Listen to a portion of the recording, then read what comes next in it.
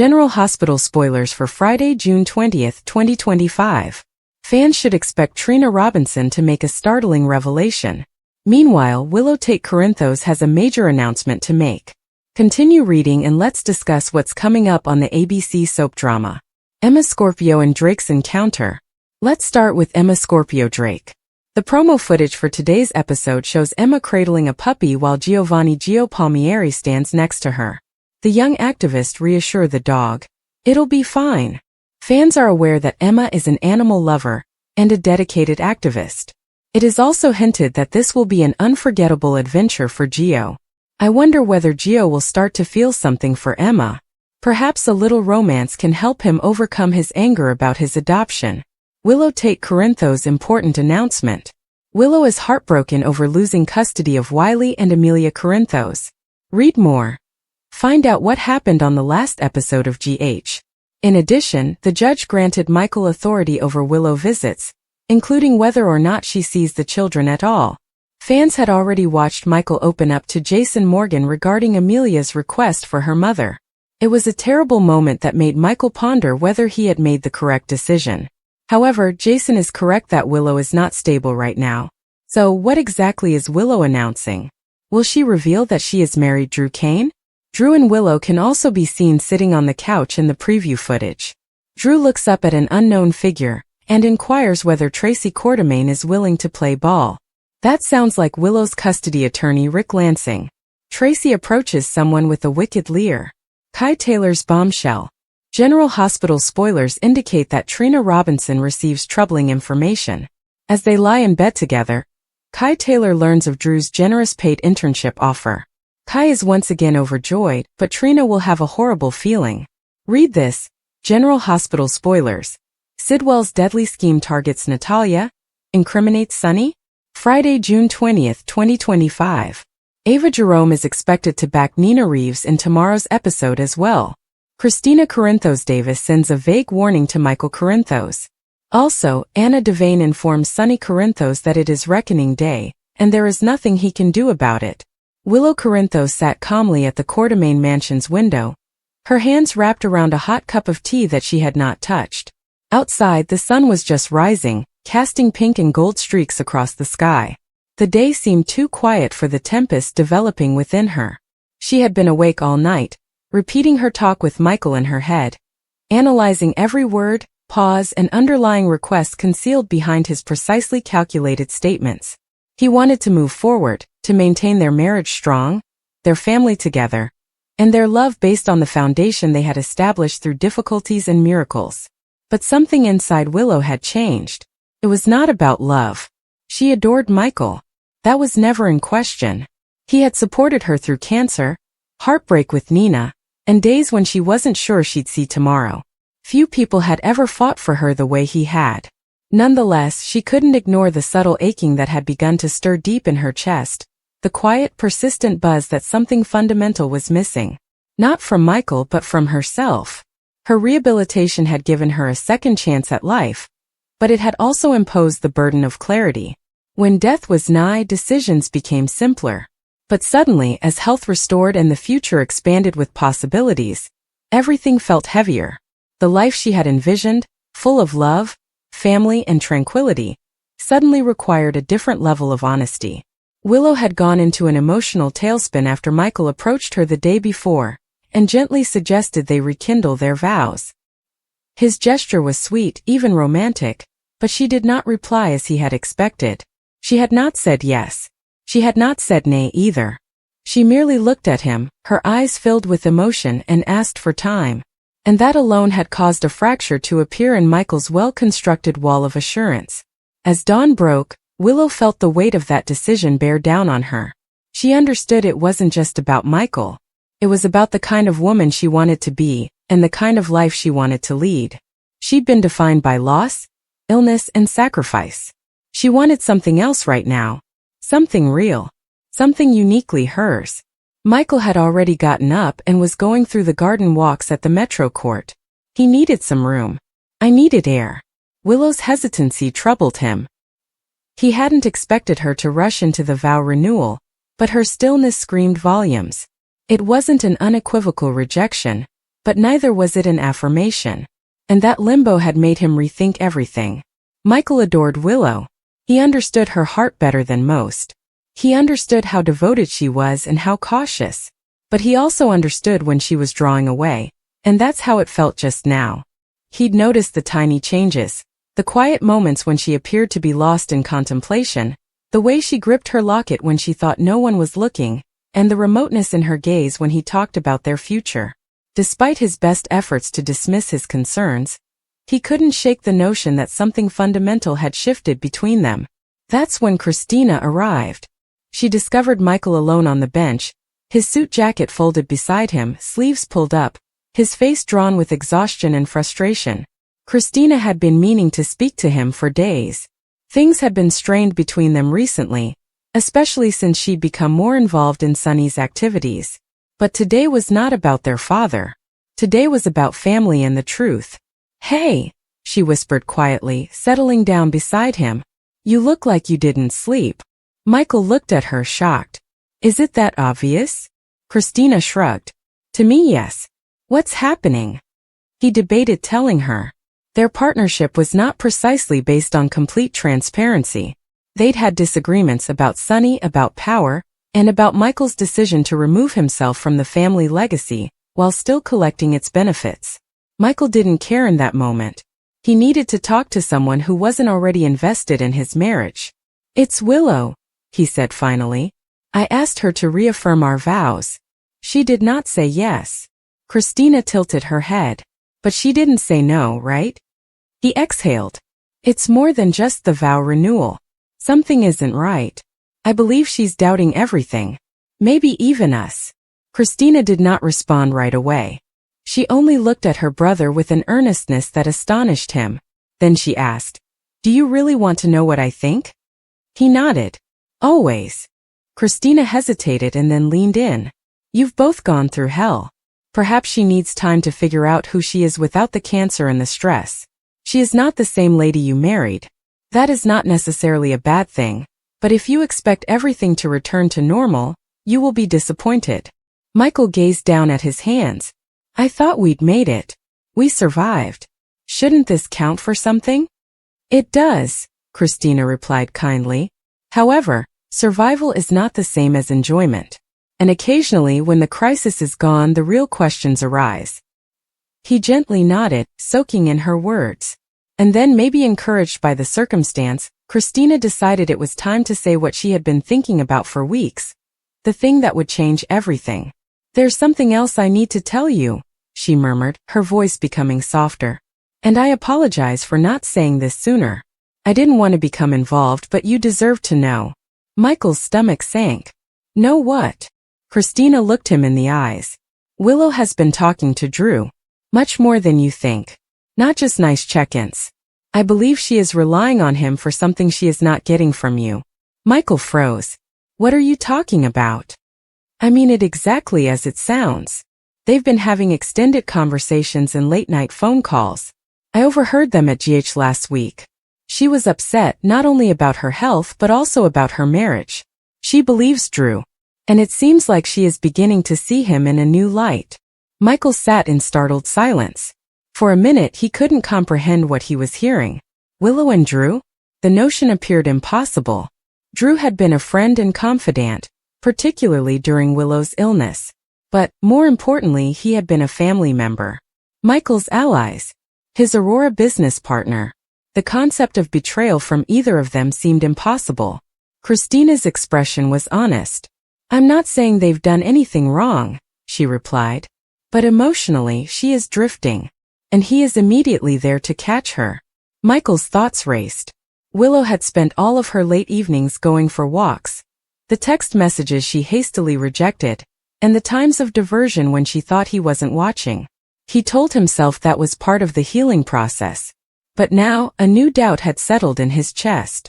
The worst part was that he couldn't even be upset with Drew. Not entirely. Because a part of him sensed this. And he had not done anything to prevent it. Kristina stood, brushing her hands. "I am sorry, Michael. I did not want to be the one to say it.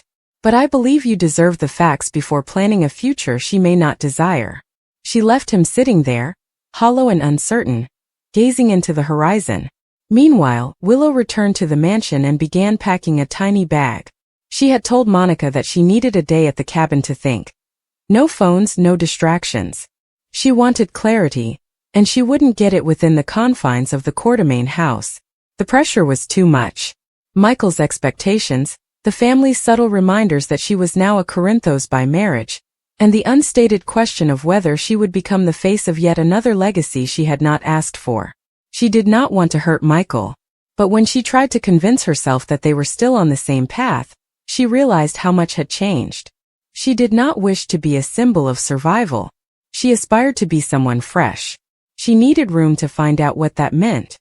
Her phone vibrated as she drove out of town. Drew sent a message saying, "If you need someone to talk to, I'm here."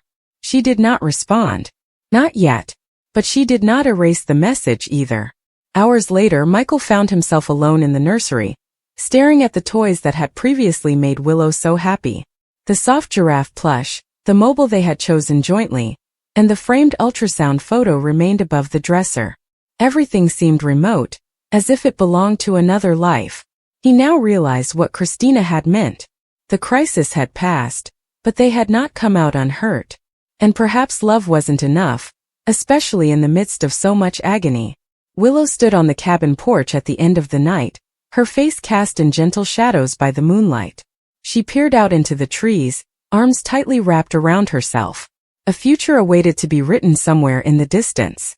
She just wasn't sure if Michael would be involved. She closed her eyes and took long breaths. For the first time in a long time, she was not afraid of the unknown. She was ready to discover her truth, even if it required letting go. According to General Hospital teasers, Carly Spencer and Tracy Quartermaine may form an odd alliance. Despite their decades-long enmity, both women have a strong desire to drive Drew Quartermaine out of town for his harmful influence over Willow Corinthos, among other things. Carly despises Drew for his evil manipulation of wily Corinthos and lies about Michael Corinthos, whereas Tracy wants him out to safeguard the Quartermaine inheritance from his dodgy Esplanade deal with Ezra Boyle. Could their shared aim build a reluctant alliance? Or will their enmity undermine any possibility of collaboration? Carly and Tracy's common enemy. Carly's rage at Drew, spurred by his emotional abuse of Wiley, ensuring he overheard Michael saying he doesn't care about him anymore now that he has a new child in his life, is consistent with Tracy's disgust for Drew's plots. Tracy, who protects the Quartermaine name, sees Drew's shady business dealings as a threat to her family, and she's not going down, or to prison in an orange jumpsuit without a fight. Will these two leading ladies from their own families band together to cause Drew's exile? Will they swallow their pride and join forces? Or will old grudges boil up? Spoilers squeal. Fragile pact takes shape. If Carly and Tracy collaborate, their strategy might be ruthless. Use their expensive twofold legal clout to expose Drew's wrongdoing. They may also utilize Jason Morgan's size to scare him. We've seen some of that already this week. Tracy's influence with every judge in town, as well as Carly's ties to Sonny Corinthos, might enhance their efforts, such as investigating Drew's Esplanade ties to Jen Sidwell. But their history of catfights, extending back to Carly's conflicts with Monica Quartermaine, makes trust difficult.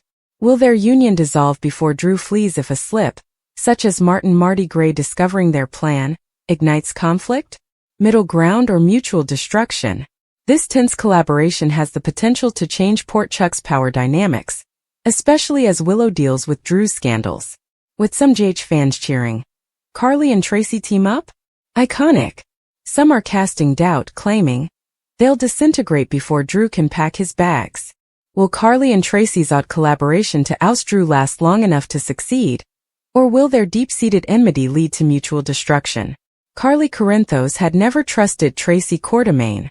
Their history was far too tangled, with tension, treachery, and enough verbal sparring to fill an entire case transcript. The two ladies had argued more times than they could count, over ELQ, family business, men and children. And yet, the unthinkable occurred in the most unexpected of circumstances, the day Michael Corinthos made his move for full custody of Donna, and the barriers between Carly and Tracy began to crumble. It began with a whisper in the halls of the Quartermaine house. Not from Michael, but from Brooke Lynn, who overheard a quiet chat between Michael and a family lawyer. It was subtle, but the inference was clear. Michael was exploring legal guardianship options. Brooke Lynn initially assumed it had something to do with Wiley, but a few additional elements revealed a different narrative. He had inquired about parental fitness, temporary custody applications, and wording particular to minor siblings. Something didn't add up. Not until she saw Monica's anxious expression that afternoon and realized it wasn't about Wiley at all. It was about Donna. Brooke Lynn didn't waste any time. She went directly to Tracy, who was analyzing ELQ portfolio reports at the time. Tracy hardly looked up as Brooke Lynn described what she had heard, but the tight line in her jaw said it all. She was not startled, but rather angered that the whispers were accurate. Tracy had always had a keen sense for family dynamics, and she had noticed fractures emerging between Michael and Carly in recent months. Michael had been changing since Sonny's last downward spiral, and the fight between him and Drew. Hardened. Calculating. He resembled Quartermaine more than he thought. Why Donna? Brooke Lynn inquired. Why not just maintain his distance? Tracy sighed as she put down the folder. Because he believes Carly's judgment is affected. Michael values control more than anything else right now, especially when he believes he is protecting someone. Brooke Lynn wasn't sure how to answer. Michael's heart was always kind, but his rationale had just grown ruthless. Tracy stood and grabbed her purse. We need to go see Carly. Carly was in the midst of preparing the kitchen at Bobby's when they came unexpectedly. She didn't even have to ask. Tracy's expression indicated that something major was about to happen. Carly's hands froze over the countertop as Tracy explained the custody gossip. Her whole body tightened. She was used to clashes and turmoil, but not with Michael. Donna is still not over. He wouldn't, Carly said, her voice shaking. He wouldn't do that to me. But Tracy was confident. He would. He is not the same man you reared. He's hurt, angry, and trying to make something clean out of the disaster he believes you've created. Carly didn't want to accept it, but she'd noticed the indications. Michael had distanced himself and criticized her decisions, particularly those involving Sonny. He'd been particularly critical of Carly for allowing Donna to visit her father during one of Sonny's darkest moments, which had resulted in shouting and tears. He said he was worried about stability, Carly revealed. He said Donna needed structure. But I assumed he was simply venting. Tracy shakes her head. No. He is acting. That's when something unspoken changed between them. The moment passed without saying anything, but Carly's look and Tracy's refusal to blink said it all. They were on the same side, albeit grudgingly. I'm not losing my daughter, Carly murmured gently. Then let's make sure you don't. In the days that followed, the coalition began to solidify. Tracy was cold and Carly was hesitant to rely on a woman who had previously referred to her as a parasite, but the shared danger of Michael's legal action provided them with motivation. Carly needed Tracy's clever thinking, experience in family law manipulation and contacts. Tracy required Carly's presence, her understanding of Michael's weak spots, access to Sonny, and most significantly, her sheer tenacity. They began by reviewing Carly's custody documents. Donna had always been in shared custody with Sonny, while Carly had primary residential care. There was no official disagreement. However, if Michael filed a petition claiming Carly was an unfit mother because of her involvement with Sonny's illegal activities, particularly if Sonny was arrested or institutionalized, a family court may consider reassigning guardianship in the child's best interests. It was a long shot but not impossible. Michael knew this. Tracy's advice was tough yet obvious. We portray him as unstable, hypocritical, and power-hungry. He's after you because he wants to show that he can clean up this family. However, courts do not like vigilante heirs who try to move children around like chess pieces. Carly disliked it. She did not want to destroy Michael. She simply wanted to protect her daughter. But she was also aware that if she offered an inch, he would take a mile. Willow threw me off guard. Willow was caught off guard when she realized what Michael had planned. He hadn't told her everything, just that he was afraid for Donna's safety. But when she learned that he was actively consulting with lawyers, she confronted him. Are you attempting to take Donna away from Carly? Michael attempted to defend his behavior. He stated that he was not trying to take anything, but rather to establish a safer environment, especially because Sonny was volatile and Carly was still entrenched in that world. He claimed he had Donna's best interests at heart, but Willow saw things differently. She is your sister, and Carly is your mother. Have you actually thought about this? He insisted he did. He couldn't stand by and watch Donna be drawn into the same chaos he'd spent his entire avoiding. But Willow was unsatisfied. Something between them fractured at that instant. She informed him that she would not back the custody bid, that she would not lie for him in court or stand by while he destroyed his own mother's heart. Michael was infuriated, but he did not back down. The case moved forward quietly. A judge agreed to hear the preliminary motions. That's when Carly and Tracy started acting. They launched their defense not in court, but in the public eye. Tracy sought favors with the press. Carly made carefully phrased statements about her profound love for her children, her belief in second chances and stability, and how she always prioritized her daughter's well-being. It was not simply propaganda, it was emotional warfare. Diane Miller, Carly's longtime legal pitbull, has entered the fight. She filed a move to dismiss Michael's petition based on insufficient evidence and bad faith assumptions. She also provided character testimonials from Donna's teachers, doctors, and community workers, all of which described Carly as a stable, loving, and proactive parent. Nonetheless, Michael continued forward. He cited Sonny's recent mental health difficulties as a risk. He showed photographs of Donna entering Sonny's penthouse during a known outburst. He mentioned Nina's earlier reservations, however Nina herself declined to testify. The court was inundated with discrepancies, and the strain in the family grew unbearable. Jocelyn was incensed. She ripped into Michael outside the courtroom one day, wanting to know how he could have done this to their mother. "Do you think you are protecting Donna?" she snapped. "You are tearing her world apart. You're punishing Mom because she doesn't fit in your neat little box." Michael did not respond. He had already lost too much, including control, respect, and Willow's trust. But he believed he was correct. He had to. Then the unexpected occurred. Sonny intervened. Sonny had kept a low profile throughout the trials, due in part to legal issues and in part to guilt. But one morning he arrived at the courthouse unexpectedly. He strolled past reporters and astonished family members, then stood in the foyer waiting for Michael. When Michael came, Sonny requested 5 minutes. They walked into a quiet hallway, and Sonny, unusually calm, spoke from the heart. "She's your mother," he explained. "She has been there for you through everything. You think I am the problem? Fine. I will keep away from Donna. I will take the heat. But you can't do this to Carly." Michael looked at him, unsure if he was hearing regret or deception. But Sonny did not stop. "She raised you while I couldn't. She kept you safe from people like me. And now you're punishing her for being imperfect. You have been hurt. I got it. But this is not the answer." For the first time in weeks, Michael appeared unsure. The judge then issued a provisional order, refusing Michael's motion for emergency custody, but agreed to keep the case open until a formal hearing. It was not a win. However, it was not a loss. Tracy and Carly regrouped. Carly thanked her, awkwardly but sincerely. "I never thought I'd say this, but I couldn't have done this without you." Tracy gave the faintest smile. "Let's not make a habit of it." But they both realized something had changed. In the aftermath of a family feud, an odd alliance was formed.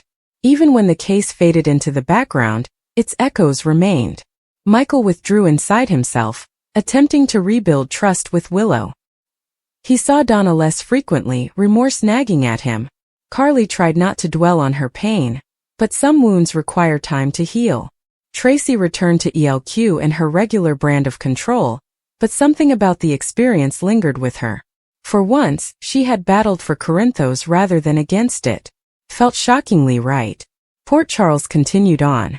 Secrets lingered, as the next storm loomed over the horizon.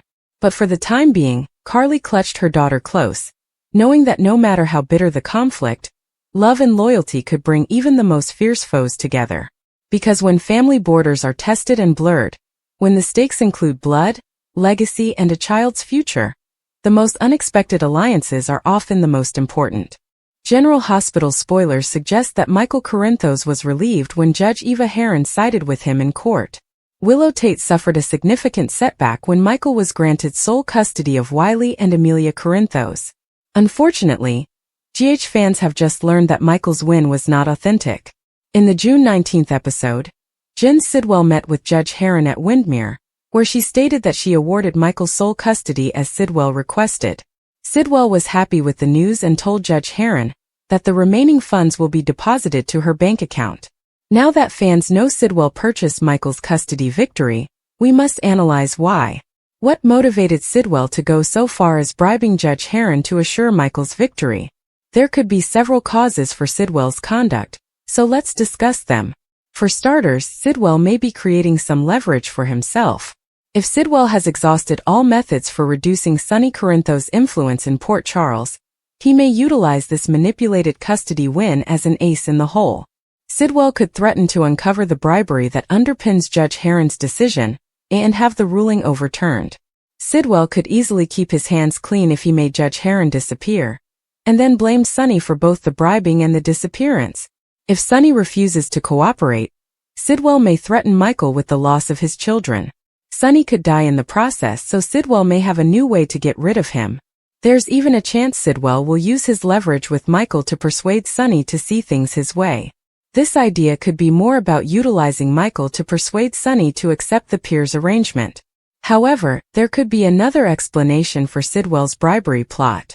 If Sidwell was responsible for the penthouse explosion, he may have been driven in part by remorse. Sidwell has a warm spot for his own son, Marco Rios, and appears to be a rather multifaceted evil. What if Sidwell was responsible for the explosion and wants to make up to Michael on some level because he was harmed by accident? Locking in Michael's custody win could have been a method to offer reparation, which is worth considering. Sidwell may be hoping that if Sonny gives in and Michael keeps his children, everything will work out in the end. Regardless, General Hospital rumors warn Michael could be in trouble if this bribery secret is revealed. So stay tuned for more details on the chaos. The peace and quiet of Port Charles were fleeting. Whispers of controversy were always lurking beneath the surface, waiting to explode. And when they did, it didn't matter how powerful or influential you were, everything might collapse in seconds. That is what Michael Corinthos was beginning to learn. The courtroom win that had previously appeared to be the summit of his perseverance was unraveling, thread by thread, as a darker truth threatened to reveal everyone involved. Michael had fought hard for custody of his children. When Sonny's unpredictable behavior and affiliations with dangerous people threatened to endanger the family, Michael determined to take action. He astonished even those closest to him by taking legal proceedings to establish full custody, restricting Sonny's influence over the children. To the outside world, it appeared to be a premeditated and necessary move by a protective father. But something more evil had occurred within those judicial walls, and it would soon be traced back to one name, Sidwell. On the day of the custody hearing, the courtroom was filled with nervous anticipation. Sonny sat with his attorney, his demeanor unreadable, and Michael sat across from him, Willow by his side. The tension between them was electric. The Corinthos name had always had weight, but it was becoming increasingly perilous and unstable.